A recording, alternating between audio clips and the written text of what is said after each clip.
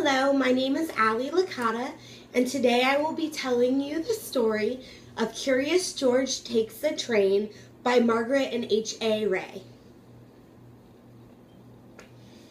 On this day, Curious George and the man with the yellow hat decide that they're going to go with their friend Mrs. Needleham into the country on a train.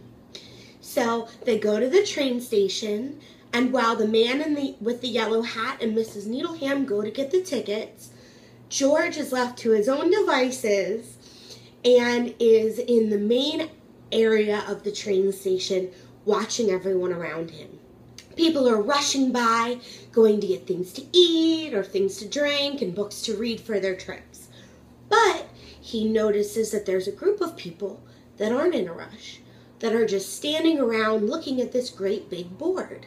So he goes up to watch for himself, and he sees the train master moving around letters and numbers on this board.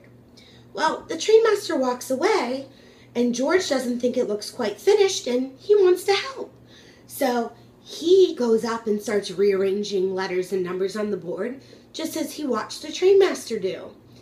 Although this doesn't go over too well, people start shouting and hollering at him that he's ruining everything, and people can't find their train anymore because he's rearranging everything, and people are saying, "Get that monkey out of here." So when the conductor screams "all aboard," George takes off, and so does a little boy who has a little toy truck that was standing at the board also.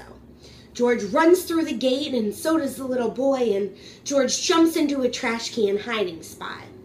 Well, he's hiding, but he's still watching, and it turns out that little boy has just separated himself from his father, and the little boy's truck gets away from him and starts whizzing toward the tracks. So this time George knows he can be a help and jumps out of his hiding spot and runs and grabs that toy truck right in time before it goes onto the tracks, and in time so that the little boy doesn't get too close to the tracks. But when he got out to save the little boy, he exposed himself, and now everybody knows where he is. And the train master comes running and yelling at him, saying, "You caused so many problems, George." But everybody who was watching is cheering him on and saying, No, please don't be mad at George. He just saved this little boy." And of course, the little boy's dad agrees. And all this commotion, Mrs. Needleham and the man with the yellow hat see George and come up, and it turns out that they and George are taking the same train as the little boy and his father are.